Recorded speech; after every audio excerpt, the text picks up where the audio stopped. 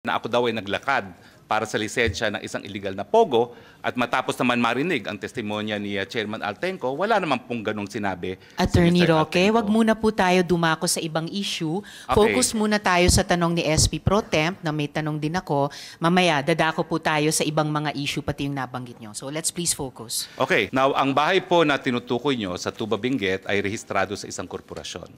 Tiniran ko po yan nung ako po'y umalis ng gobyerno and I do have an interest in the corporation that owns it. No? Pero wala po sa akin ang possession ng bahay na yan. Dahil as of January of 2024, yan po'y pinaupahan ng korporasyon at ang umuupa po ay isang Wang Yun na isang Chinese national na siya po ay pumirma sa contract of lease ay require siya na magpakita ng alien certificate of registration at lumalabas po na siya ay holder ng isang 9G working visa. Meaning, she has a right to be in the Philippines. So ang rehistradong lessee po dyan, at yan ay rehistrado rin sa Homeowners Association ng Subdivision para sila ay makapasok, ay itong babae na isang Wang Yun.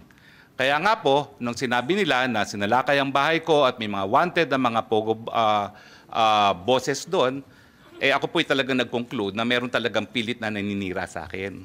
Gaya nung naunang release na ng PAGCOR na ako daw ay naglakad para sa lisensya ng isang illegal na pogo at matapos naman marinig ang testimonya ni Chairman Altenco, wala naman pong ganong sinabi. Attorney si Mr. Roque, Altenco. wag muna po tayo dumako sa ibang issue. Okay. Focus muna tayo sa tanong ni SP Pro Temp na may tanong din ako.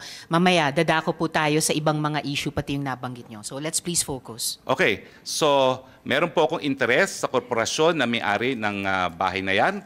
In fact, in the near future, I am concluding a transaction na kukunin ko yung buong korporasyon na may-ari ng bahay na yan. Now, pero ang ina-emphasize ko po, regardless of the ownership, there is a contract of lease which is duly notarized and which I will submit before this honorable body, which means na ang possession po dyan is in the hands of Ms. Wang Yu, who is a legal resident of the Philippines with an alien certificate of registration and in possession of a 9G working visa.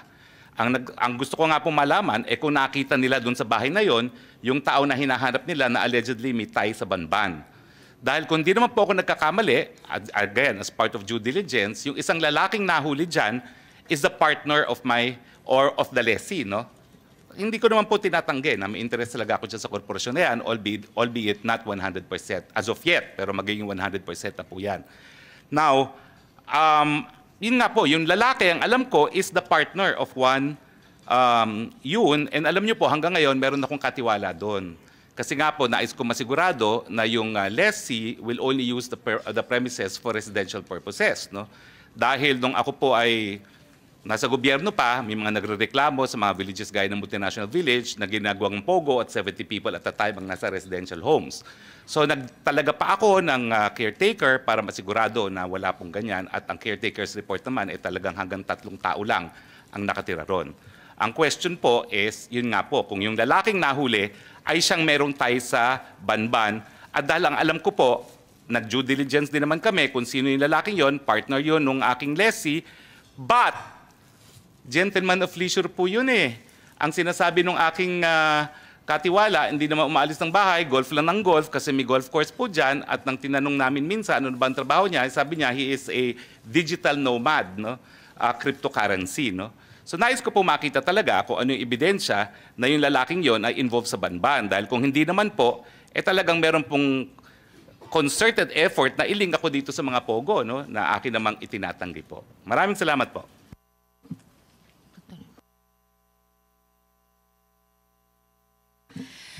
Salamat, Attorney Roque and SP Pro Temp. But follow up lang, Attorney Roque, sabi niyo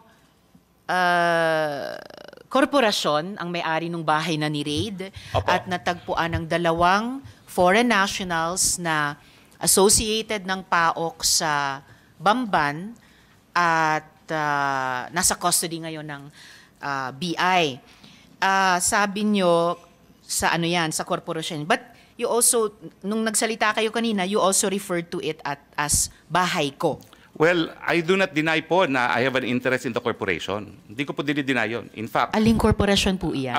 ang pangalan po ata is PH2, hindi ko maalala, no? PH2. PH2. Pero wait a minute. Dapat maalala nyo po, Well, you intend to mahaba po yung pangalan. procure 100% ownership Anyway, of it. maya-maya po, PH2. darating po What yung... does PH2 stand for Well, po? ano po yan that's the location of the address of the house. Okay, anyway, maya-maya po... PH2, why? What's the whole address po parang of the phase house? 2, block number, gano'n. Okay, no? phase 2. Pero maya-maya po, nagpakuha ko ng contract of lease para ipakita rito sa komite na ito, no?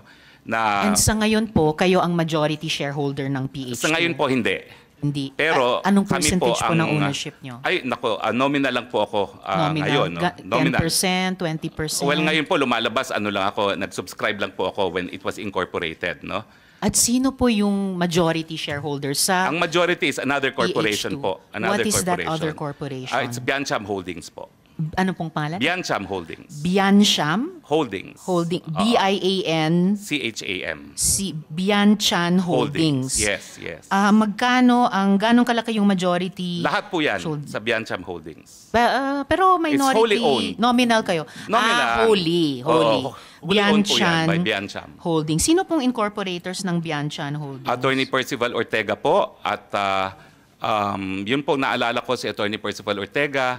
I think meron din pong attorney, hindi ko na po maalala kung sino pa yan, pero I think meron pang, well, minimum of 5 po yan pero majority shareholder Alright. is Attorney Percival Ortega. Okay. So majority shareholder si Attorney Percival Ortega para sa Bianchan Holding. There's at least one other attorney at tatlo pa Yes. for a Opo, total opo. of 5. But I Okay po. confirm that we're in the process of buying into Biancham now. All right. And And we sabi want a nyo nga, controlling interest. you want 100% ba or controlling We will lang? have controlling interest of Biancham po pag natapos na ang mga papeles. All right. Pero nasa Homeowners Association din po kayo ng subdivision, tama po? Well, nung simula po, dahil tinirang ko po yan nung ako po yung umalis sa gobyerno nung 2019, pero nung bumalik ako sa gobyerno, hindi na po ako tumira doon. Pero hanggang ngayon po, I consider myself a resident of Baguio, but I stay in another house. Pero member po kayo ng HOA dun sa subdivision? na yun? Mandatory po na yung